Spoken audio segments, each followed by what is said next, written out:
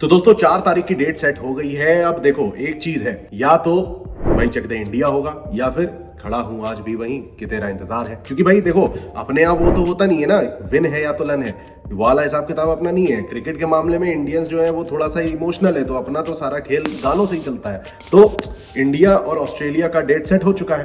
4 मार्च को दोनों टीम्स भिड़ेंगी पहले सेमीफाइनल में, यानी कि कल दोपहर 2:30 बजे से ये मुकाबला शुरू होगा। ऑस्ट्रेलिया के साथ साथ साउथ अफ्रीका भी, दोनों टीम्स पहुंच चुकी थी दुबई की। पहले इंडिया का जैसा भी मैच रहता है न्यूजीलैंड के तहत, उसके तहत देखा जाएगा कौन सी टीम रुकेगी। तो ऑस्ट्रेलिया वहां पे पहुंच चुकी है। अब मैदान सजेगा और एक बार फिर बिगुल बजेगा और देखना होगा दिलचस्प कि इस बार भैया वो हमारे ट्रेविस हेड जो है कहीं इधर उधर गुस्ताखी ना कर दे। और अगर देखा जाए तो इंडिया की टीम पूरी तरीके से सेट है फ्रॉम द टॉप। भैया रोहित शर्मा ने अपनी तेज तर्रार फॉर्म का आगाज तो कर ही दिया था बांग्लादेश के खिलाफ, फिर उसके बाद हमने शुभमन गिल की भी पारी देख ली, सेंचुरी। विराट कोहली ने पाकिस्तान के खिलाफ शतक जड़ दिया था। मोहम्मद शमी ने भी पंजा खोल दिया और अब तो वरुण चक्रवर्ती ने भी अपने तेवर दिखा दिए हैं। तो ओवरऑल अगर आप देखो, और मिडिल ऑर्डर की अगर हम बात करें, वहां पे तो अक्षर पटेल, हार्दिक पांड्या जैसे खिलाड़ी तो हैं ही। मतलब टीम इंडिया तो देखो सॉर्टेड है। अब यहीं पर अगर हम ऑस्ट्रेलिया की बात करें तो इस पूरे चैंपियंस ट्रॉफी में मात्र एक मुकाबला उन्होंने खेला है, जो कि पूरा हुआ इंग्लैंड के खिलाफ। भाई धो दिया था उन्हें। उसके बाद बारिश के चलते साउथ अफ्रीका वाला मैच हुआ नहीं और अफगानिस्तान का मुकाबला भी बारिश की वजह से धुल गया था। तो ओवरऑल भाई ऑस्ट्रेलिया एक तो इस पूरे चैंपियंस ट्रॉफी में एकमात्र मुकाबला खेली है। उसके बाद अगर आप देखें तो दुबई में ट्रैवल करेगी। तो सारी चीजों को ध्यान में रखते हुए और इंडिया की परफॉर्मेंस को देखते हुए प्लस पॉइंट तो इंडिया का नजर आ रहा है। लेकिन इस पूरे विषय को, इस पूरे मुद्दे को हम स्टैटिस्टिकली देखते हैं और नजर डालेंगे पिच रिपोर्ट पर, देखेंगे बॉलर्स का प्रदर्शन कैसा है। बहुत इंपॉर्टेंट अपडेट्स आपको यहां पर मिलेंगी, जिससे आप और हम दोनों ही एक बेहतर समीकरण को ढूंढते हुए एक बेटर प्रेडिक्शन की ओर बढ़ सकेंगे। तो चलिए फटाफट से शुरुआत करते हैं अपने प्री मैच एनालिसिस की और नजर डालते हैं सबसे पहले पिच रिपोर्ट पर। एक ओवरव्यू देखते हैं कैसा है अभी तक का stats Dubai international cricket stadium का। अगर आप नजर डालें तो 36 मुकाबले टोटल हुए हैं। अब 13 मैचेस पहले बल्लेबाजी करते हुए और 22 मुकाबले सेकंड बैटिंग करते हुए जीते गए। इंडिया ने 3 मैच ऑलरेडी यहां पर खेले, पहले 2 मुकाबले सेकंड बैटिंग करते हुए जीते थे और फिर उसके बाद न्यूजीलैंड को पहले बल्लेबाजी करते हुए हराया है। तो इंडिया का तो अपर हैंड नजर आ रहा है। यहां पर एक मैच यहां पर टाई भी हुआ है। एवरेज स्कोर 229 का एक थोड़ा सा लोअर साइड में जरूर नजर आता है। अब यहीं पर अगर आप देखें लोएस्ट स्कोर हांगकांग ने बनाया था 116 रन और हाईएस्ट स्कोर भाई इंग्लैंड ने बनाया है 355 रन। अब यहीं पर दोस्तों स्कोरिंग पैटर्न पे अगर हम नजर डालें तो 10 बार स्कोर 200 से नीचे, 15 बार स्कोर 200 से 249 के बीच, 8 बार स्कोर 250 से 299 और 3 बार स्कोर 300 पार गया है। ये है पूरा लेखा जोखा पिच रिपोर्ट का। अब ये तो था एक ओवरव्यू। अब यहीं पर दोस्तों अगर हम दुबई में हुए पिछले 10 मुकाबलों की बात करें तो टोटल 3 मैचेस जो है वो पहले बल्लेबाजी करते हुए और 7 मुकाबले सेकंड बैटिंग करने वाली टीम ने जीते हैं। यानी कि एक चीज तो साफ है, कैप्टन्स पहले गेंदबाजी करना पसंद करेंगे इन दिस अपकमिंग कॉन्टेस्ट, चाहे वो ऑस्ट्रेलिया हो या फिर इंडिया।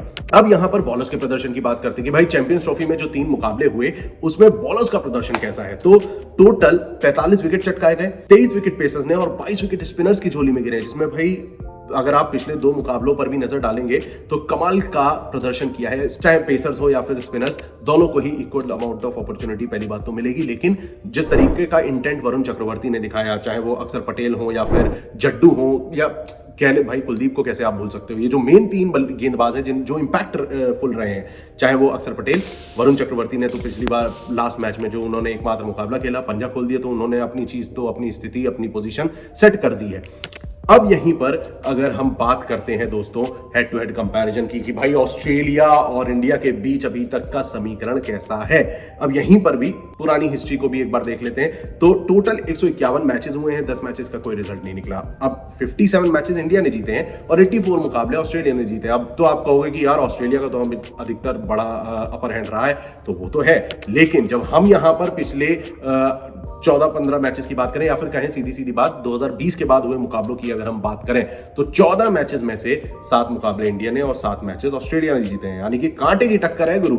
और पिछले 2-3 मैचेस पे अगर आप फोकस करोगे तो इंडिया का अपर हैंड नजर आएगा। ऐसे में भाई अगर हम चैंपियंस ट्रॉफी की बात करें, यानी कि ऑस्ट्रेलिया और इंडिया की चैंपियंस ट्रॉफी में कैसे हालात हैं, तो 4 मैचेस चैंपियंस ट्रॉफी में दोनों टीम्स खेल चुकी हैं। एक मैच का कोई रिजल्ट निकला नहीं था, 2 मुकाबले इंडिया ने और 1 मैच ऑस्ट्रेलिया के नाम रहा है। यानी कि चैंपियंस ट्रॉफी में दबदबा अभी भी इंडिया का बरकरार है। ये है पूरा लेखा जोखा भैया हेड टू हेड कंपैरिजन का, यानी कि पिच रिपोर्ट कर दी, हेड टू हेड हो गया। अब बढ़ते हैं प्रोबेबल 11 और टॉप परफॉर्मर्स पर कि आखिर किन खिलाड़ियों पर हमें नजर रखनी चाहिए और प्रोबेबल 11 क्या हो सकती है इंडिया की ओर से। यार देखो, टॉप ऑर्डर हमारा वही रहेगा, टॉप के 3 खिलाड़ी रोहित, शुभमन और विराट। इसके बाद आपको श्रेयस अय्यर ने अच्छा प्रदर्शन करके दिया, अक्षर पटेल भाई थोड़ा ऊपर उठे हैं और केएल राहुल से ऊपर आके बैट कर रहे हैं, अच्छा प्रदर्शन उन्होंने भी किया है। KL Rahul comes, then comes Hardik Pandya, Ravindra Jadeja, Mohammed Shami, Kuldeep Yadav. अब हर्षित राणा या फिर वरुण चक्रवर्ती, अब ये 2 ऑप्शन आ जाते हैं। तो इनमें से यार जिस तरीके का प्रदर्शन यहां पर किया था वरुण चक्रवर्ती ने न्यूजीलैंड के अगेंस्ट, एक चीज तो लग रही है कि वरुण चक्रवर्ती अपनी पोजीशन सेट करते दिखाई दे रहे हैं। अब इस बारे में आपका क्या ख्याल है भाई, कमेंट्स में जरूर बताना कि क्या वरुण चक्रवर्ती को एक बार फिर लाया जाए या फिर हर्षित राणा को खिलाया जाएगा। आपका क्या ओपिनियन है भाई, कमेंट सेक्शन खुला हुआ है, अपना जवाब जरूर दीजिएगा। फिलहाल के लिए अब हम बात करते हैं इंडिया की स्ट्रेंथ पर। टॉप ऑर्डर में हमने देखा था कि रोहित शर्मा ने अच्छा प्रदर्शन किया बांग्लादेश के खिलाफ, उन्होंने 40+ रन किए थे, अच्छे खासे तेज रफ्तार में किए थे। उसके बाद उसी मुकाबले में शुभमन गिल का भी भाई सेंचुरी लगी थी और नेक्स्ट मैच में यानी कि अगेंस्ट पाकिस्तान उन्होंने एक क्रूशियल पारी खेली थी जहां विराट कोहली के साथ अच्छा उन्होंने साझेदारी करी थी। तो ओवरऑल 3 मैचेस में इन्होंने 149 रन बनाए हैं, 79 का स्ट्राइक रेट है। वहीं विराट कोहली की अगर हम बात करते हैं तो भाई पाकिस्तान के खिलाफ 100 रन बना चुके हैं, अच्छी फॉर्म में भी नजर आ रहे हैं। लेकिन अब क्या करें भाई, ग्लेन फिलिप्स का एक नंबर कैच था, वो विकेट ग्लेन फिलिप्स के नाम था, तो थोड़ी बहुत चेंज मतलब इधर उधर हो जाती है चीजें।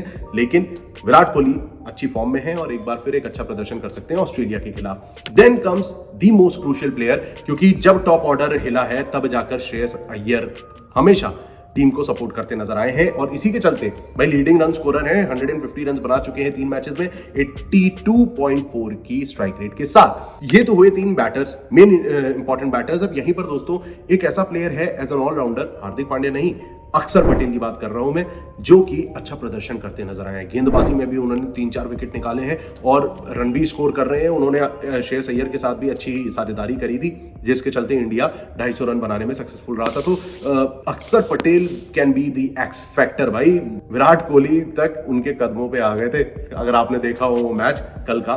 तो अक्षर Patel can be very crucial. और यहीं पर दोस्तों गेंदबाजी की अगर हम बात करें तो पटेल की तो बात कर ली, पटेल बापू की, उसके बाद वरुण चक्रवर्ती हो, शमी हो, कुलदीप यादव हो, ये 3 मेन स्ट्रीम बॉलर्स हैं जिन पर आपको नजर रखनी चाहिए। शमी ने भी 5 विकेट निकाले थे, बांग्लादेश के खिलाफ उन्होंने पंजा निकाला था, लेकिन उसके बाद 2 मैचेस उनके खाली गए हैं, तो वो एक छोटा सा मतलब समस्या जरूर खड़ी होती है। But on the other hand Kuldeep Yadav has been very crucial, इन्होंने भाई विकेट निकाले हैं कुलदीप ने। साथ ही साथ अगर आप देखें 5 विकेट कुलदीप यादव निकाल चुके हैं, 4.8 की इकॉनमी है और वरुण चक्रवर्ती के हाथ भी 5 विकेट लगे हैं, जो कि उन्होंने न्यूजीलैंड के खिलाफ लगाए थे, 4.2 की इकॉनमी रही थी। तो दोस्तों ऐसा है कुछ इंडिया का रंगरूप, जहां पे टीम काफी सॉर्टेड है। वहीं अगर हम ऑन दी अदर हैंड बात करें ऑस्ट्रेलिया की, जो कि अभी तक चैंपियंस ट्रॉफी में एक ही मुकाबला खेली है, मोर और लेस वही लाइनअप हमें देखने को मिलेगा, जहां Matthew Shaw, Travis head along with Marnus Labuschagne, Steve Smith, Josh Inglis, Alex Carey, भाई ग्लेन मैक्सवेल, अच्छा डीप बैटिंग लाइनअप है इनके पास 7 डाउन तक। फिर उसके बाद बेन वॉशेस भाई अच्छी गेंदबाजी कर रहे हैं, तो उनके साथ साथ आपको एडम जैम्पा का भी ऑप्शन मिलता है। अगर हम स्पिनर्स की बात करें तो वहां पर मार्नस लाबुशेन भी है एज एन स्पिनर। तो ऑस्ट्रेलिया की टीम भी भाई काफी सॉर्टेड दिखाई दे रही है। अब यहां पर देखने की बात है कि भाई कितनी ज्यादा इंपैक्टफुल गेंदबाजी होती है, क्योंकि पैट कमिंस नहीं है आपके पास, स्टार्क नहीं है, and then you don't have Josh Hazlewood as well. तो ये एक छोटा सा परेशानी आपको देखने को मिल सकती है। यहीं पर दोस्तों अगर हम स्ट्रेंथ की बात करें तो शॉट 2 मैचेस में 83 रन बना चुके हैं, 102 का स्ट्राइक रेट है। जॉश इंग्लिश ने इंग्लैंड के खिलाफ 120 रन की धमाकेदार पारी खेली थी 139 की स्ट्राइक रेट से, और एलेक्स कैरी भी इंग्लैंड के अगेंस्ट 69 रन बनाने में सक्सेसफुल हुए थे। अब उसी मुकाबले में ग्लेन मैक्सवेल भी तेजी से 30-32 रन करने में सक्सेसफुल रहे थे। तो बैटिंग लाइनअप लुक्स डिसेंट, इनके पास अच्छी डेप्थ भी है, जिससे इंडिया को बचने की जरूरत है। वहीं अगर हम बॉलर्स की बात करें तो यहां पर 3 ऐसे गेंदबाज हैं, जैसा मैंने आपको ग्लेन मैक्सवेल का बताया, 2 विकेट ये टोटल चटका चुके हैं, बल्लेबाजी में भी अच्छा कर रहे हैं, गेंदबाजी में भी 2 विकेट ले चुके हैं, और इन्हें सपोर्ट मिलेगा एडम जैम्पा का, जिनके खाते में है 4 विकेट 2 मैचेस में, 6.2 की इकॉनमी है। लेकिन सबसे आला दर्जे के गेंदबाज इनके रहे हैं बेन वॉशेस, जिन्होंने 6 विकेट निकाले हैं। यानी कि पिछले जो 2 मैचेस मैचेस इन्होंने खेले हैं, चाहे वो इंग्लैंड हो या फिर अफगानिस्तान, 3-3 विकेट ले चुके हैं ये। तो ओवरऑल भाई जो ऑस्ट्रेलिया है वो भी डिसेंट नजर आ रही है, एक कांटे की टक्कर हमें देखने को मिलेगी। अब यहां पर सबसे बड़ा सवाल आ जाता है